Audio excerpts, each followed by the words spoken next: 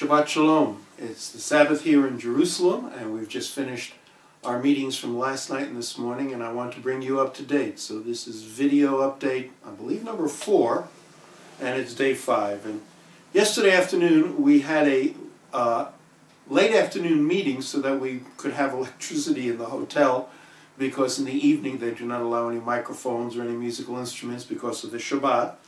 And a brother on the board, Seth Chaim, who's the son of Eliyahu, shared with us from a Messianic Jewish perspective the land and Torah. And it was very interesting. Torah meaning the first 5 books of Moses. And it was very interesting. He shared with us about how the land is part of the creation aspect is the Sabbath, and the Exodus is the Sabbath. Those are the 2 reasons to keep the Sabbath, and both of them are tied in with the land. One is the creation of the land, the second is pulling us out to come to the land. And he also mentioned that when God said, sanctify me, make me a tabernacle so that I might dwell amongst them or in them, it was because God just wanted to dwell with us here on earth. And for those of us who are believers, we recognize that when we get to the end of the book, it's not a matter of us going to dwell with God in heaven. It's a matter of New Jerusalem coming down and Him dwelling with us here on earth.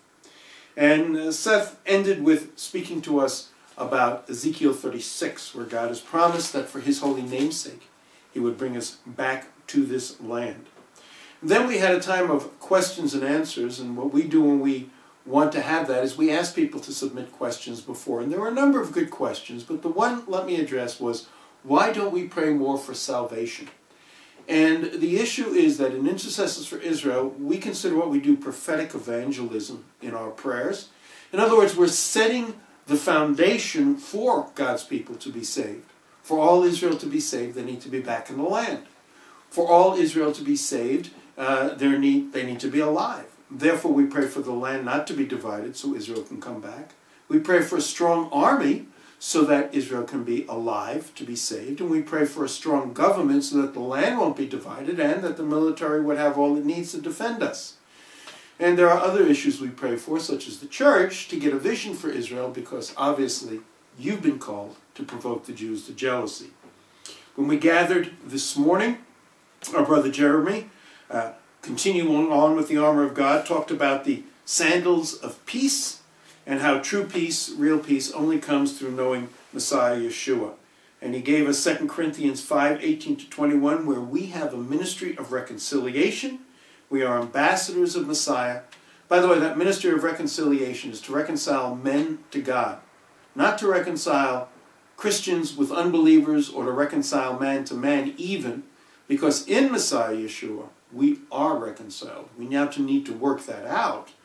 But those people in the body who think reconciliation means between Muslims and Christians, that's not what Paul was talking about.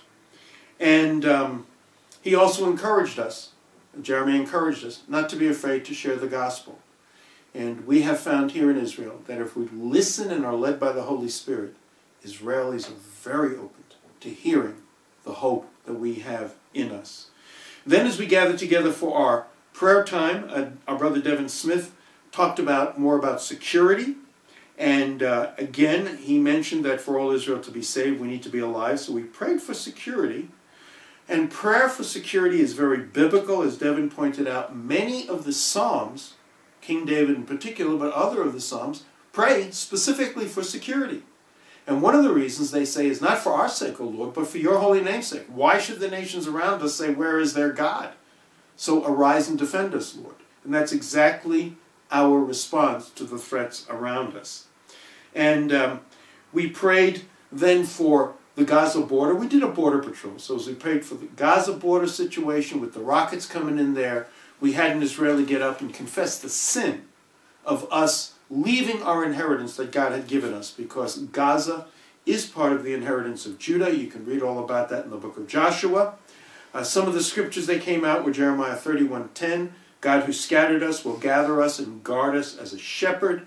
Psalm 3:1-3, Lord, you are a shield about me, the glory and lifter of my head. And as we prayed for the Israeli soldiers, somebody came up with a word from Mark 13:33-36, in which Yeshua says to us, watch. And what I say to you, as you see the end coming, watch. And we prayed that over the soldiers. most of these soldiers are not believers. Although we have a good sprinkling of Messianic Jews in the army, still, they need to be alert and watch.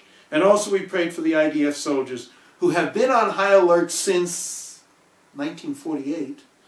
We prayed for them, Isaiah 40, those who wait upon the Lord shall renew their strength. Actually, in the Hebrew it says, exchange their strength. They shall mount up with wings as eagles.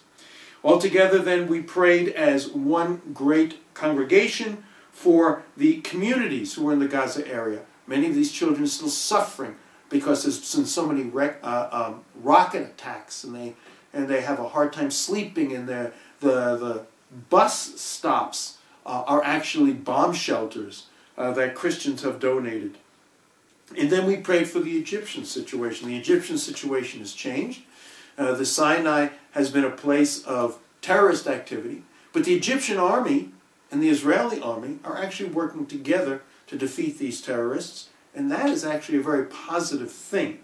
And we thank God for General Sisi overturning the Muslim Brotherhood army in Egypt and bringing Egypt back into a position of being stable and not moving into an Islamic theocracy. So we also, many people came up with the scripture of Isaiah 54:17 concerning Israel's security. No weapon formed against us shall prosper. We also prayed for angelic protection and to protect the cities in the south, like Eilat, from being hit by attacks. Eliyahu then talked to us about a little bit more about Egypt, and we prayed in this next general election that Egypt's going to hold. We actually did pray for General Sisi to be elected overwhelmingly. He seems to be the only one who can hold that nation together so that its people can have some semblance of decency and openness and to be able to have food on their tables. Number of years ago, our worship leader, Mark Trapinski, who's also a brother in the Lord and an intercessor, had the word cyber warfare. And he didn't know anything what the Lord was saying, and now we see it's become a main issue. So we prayed into the cyber warfare issue, that Israel would be at the forefront in the defense and offense in this battle. Then in the second session, we talked about the wonderful gift God has given us in the natural gas that we have found off the coast in both the Leviathan and the Tamar gas fields, as well as the shale oil he's given us here in Israel. But yet, those gas platforms make a wonderful target for terrorists. And so we prayed for protection, that the Israeli Navy would know what to do, and that the Israeli government would be able to allocate the right funds for the Israeli Navy. And so we prayed for security for the gas platforms, and for the Lord to secure these platforms, and for us to develop indigenous systems that would help reveal enemy activity. Do you know that Israel has the only unmanned patrol boat in the world? We have our young men and women who've been raised on computers. They sit in this little headquarters with the joystick, and they control this patrol boat out on the sea. It is absolutely awesome. We've prayed for the Lord to give a provision for all of this, because this finances that are going to come from these gas fields, tremendous finances, are going to be needed when the huge number of Jews from the West start fleeing en masse and coming home. We also then took a stand against the boycott, divestment, and sanctions movement that's been going on in the West, and we specifically asked the people to pray against this happening in their nation, because although it's going to hurt Israel a little bit, it's going to hurt your nations if you're involved in it much, much more. And the EU has threatened us with this if the peace process will fail, because of course if the peace process fails, the EU considers it our fault regardless of what happens. Then we prayed for Israelis who are in dangerous places to recognize that it's time to come home. And in particular, we were thinking about the Israelis, or I'm sorry, the Jews in dangerous places. Think about the Jews in the Ukraine, who are now crying to get out, and the Jews in France, who are getting out. And we also prayed for Jews in the rest of the world, because although they may not be in the direct fire like they are in the Ukraine, it's coming. God has taken his hand off, and the hunters have been released. We also prayed for the unclean relationship between America and Israel.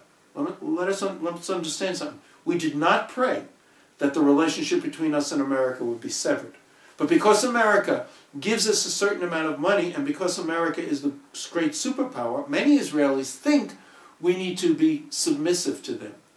But in fact, most of the money America gives us, it's only military aid, has to be spent, at least 2/3 of it has to be spent back to give into American military industries, so it provides jobs for them, it provides finances for them, and actually we believe that the pressure that America can put on us because of this is ungodly.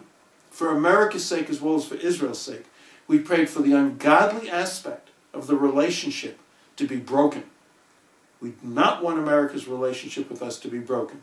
But as you can see with the man in the White House right now, how easy it is for all of a sudden America's foreign policy to go upside down and inside out, and its friends are now its enemies, and its enemies are now its friends.